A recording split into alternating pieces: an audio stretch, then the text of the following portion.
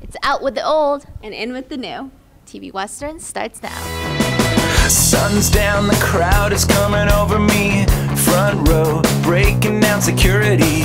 The encore's the cover of the Beach Boys. The phone rings, the song stops, it brings me down to earth. I'm just a patio rock star on my 5-string guitar. I'm just a patio rock star, waving at the passing cars. I'm just a patio rock star, open for your favorite CD.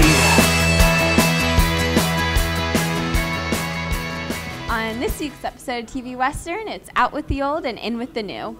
One person that had a great impact on our past year was USC President Emily Rowe. We sit down and talk to her to see how her past year was, and we then talk to Mike Tithecott and see what he has planned. We've also got some pretty exciting pop culture stories as We Films explores the new film Wolfman. As well, The Word discusses what St. Paddy's Day means to you. Lastly, we finish off the program with exciting ways for you to end your school year. So don't go anywhere because the first story starts now.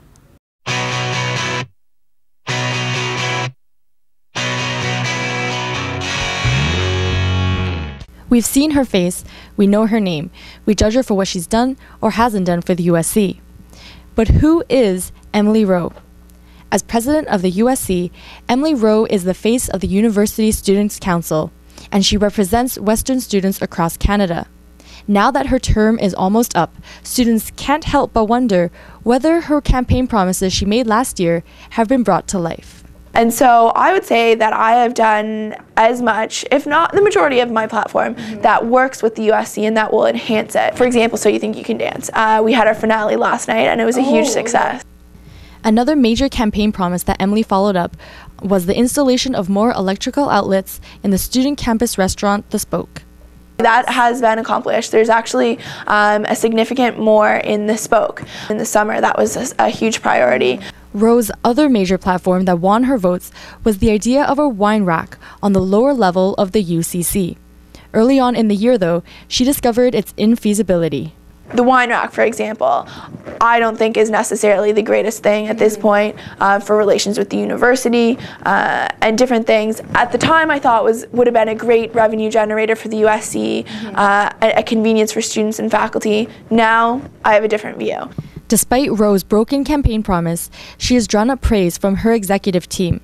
USC's VP Finance, Sasha Kumar, has so far enjoyed his run with Emily. I think Emily's done a really great job. We've had a bunch of challenges this year that we've had to work through.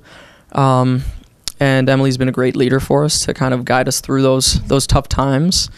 Aside from her USC presidential duties, Emily explored a handful of American colleges last summer to see how the current USC operations could improve. Among her visits were Harvard University, Boston College, and Tufts University. What she discovered even caught her off guard. It's interesting. I thought that we were going to not be to their level, not be up to their scale sort of thing. I thought that we would have sort of a massive gap in what we do in our programming. We do a lot in comparison to these schools. Actually, I was kind of surprised with how much control our students have here.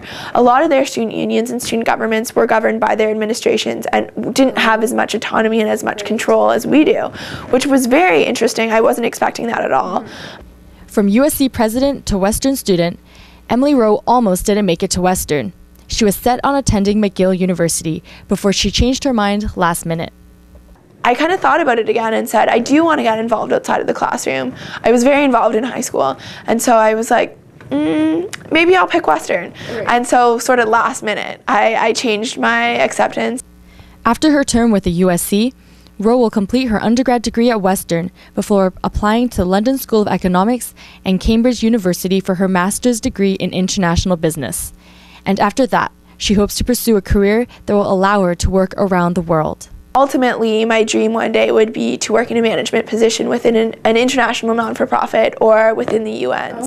Rowe faced a year of both criticism and praise for her job as USC president, but she leaves her USC term with no regrets. I love it. Absolutely love it. There's definitely the rough patches for sure. There's been a few days where you just don't want to even come to work. Yeah. But I would say 99% of the time you're in love with the job. I have only had an amazing experience. Rowe's successor will be Mike Tithecott, who won last month's USC presidential campaign in a tight match against 5 other candidates. In an interview with Tithecott, he revealed to me how shocked he was once he heard he was declared USC president. I don't really remember being picked up or anything like that because it was just all like a blur, and like it was just too much excitement to even sum up in one word, except for it was just amazing. Tithecott's platform is both thorough and applicable to students. He hopes to implement tailgate parties in the Spoke, complete with cheap beverages and discounted appetizers. Changing the 1-ply toilet paper to 2-ply is one of his promises that addresses student comfort. One can't help but wonder, if the USC budget is tight as it is this year, where will the funding come from to accomplish Mike's promises for next year? Pretty much most of my platform is in the budget lines already. A lot of the stuff is really low cost, and really it shouldn't be a problem to find that money. With the new budget, it's very conservative. Tithecott's platform was based on the needs of faculties, SOFs, residence councils, and students at large, in order to ensure that the USC will operate with students first in mind. You meet with a lot of different people and learn a lot of different opinions, and just students at large as well. He also wants to forfeit any barriers in order to involve as many students as possible in the student government. I never really felt that engaged until I started, going into the office and making the effort myself. There was no really opportunities for me to get engaged. So I think that's one of the shifts they're taking from a student government standpoint. They're putting a lot more balance of powers so that it's not really just whatever the board of directors wants to do, it's what council wants to do. Despite a small budget to work with and a list of campaign promises longer than the line at Tim Hortons, Tithecott is itching to begin his term as USC president. I'm just excited for that and excited to finally see what I've been envisioning the USC as for the past 3 years, to actually be able to help assist it in that direction that I think students will really enjoy. As part of the role of president, Tithecott must prepare himself to give up his personal life for the greater good of Western students. As Emily Rowe experienced herself, USC is a balance of work and play during the president's 13-month term. I knew that it was going to be a large commitment, but I don't think I sort of realized as much of a commitment it was going to be. I would never take this job back, absolutely not.